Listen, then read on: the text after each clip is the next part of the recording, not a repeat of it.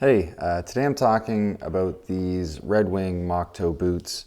These are from the Red Wing Heritage Made in USA line. There are a bunch of different leather options, even a couple different outsole options, but these are the 875 model in Oro Legacy leather. I've worn this pair regularly for about 3.5 years for all sorts of different things. Regular old day-to-day stuff like just walking the dog, grocery shopping, and or for things that are more for the intended use, like going for hikes in the woods or some farm labor. And I'm really loving how comfortable they've become and just how the leather has aged with all that wear. Red Wing first introduced the Moc Toe in the 50s, and it was at first an 8-inch boot. And part of that reason was just to help resist snake bites, as you're walking through some of the tall grassy areas. But they later added the 6-inch option because the 8-inch model was so successful. So it was marketed for farmers and hunters, just people that needed a boot that was built for rough, muddy outdoor conditions. And they haven't really changed the design over all these decades, and it's just become an iconic boot. They're built on a Vibram Christie sole. It's comfortable, it's durable, it's got a decent grip, and importantly, it's not going to get clogged up with mud as you're in some of those conditions. It does feature a rubber midsole, or sometimes referred to as a slip sole for this kind of construction, which is required for the build. This midsole is what gets stitched to the welt, and then the outsole gets glued to this midsole.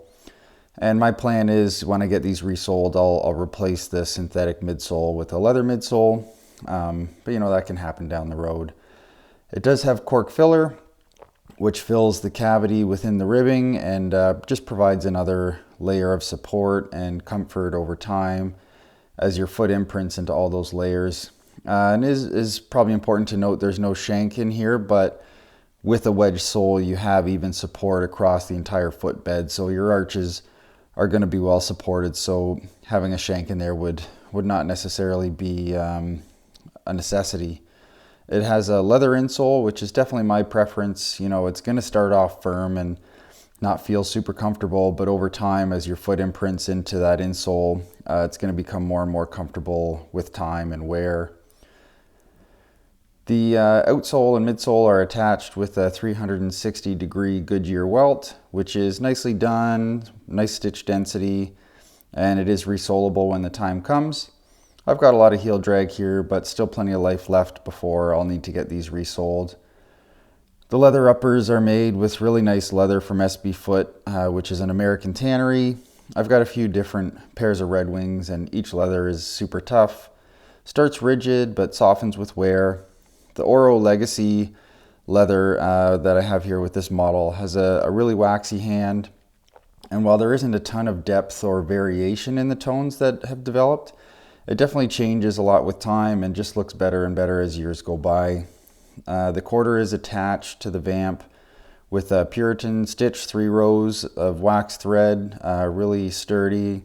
And of course, the 2-piece Moc Toe construction is a really prominent feature here.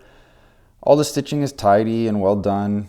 The upper is finished with a nice rolled edge in a contrasting dark brown leather. It's got a fully gusseted tongue, which helps keep some water out, but in my experience it does a really good job of keeping out debris like sticks and twigs. And these come with really strong laces that have lasted all these years already, and I'm really happy with these. I have had their Red Wing flat wax laces that came in my blacksmiths, and those did not last as long, but these Taslan laces are just super durable.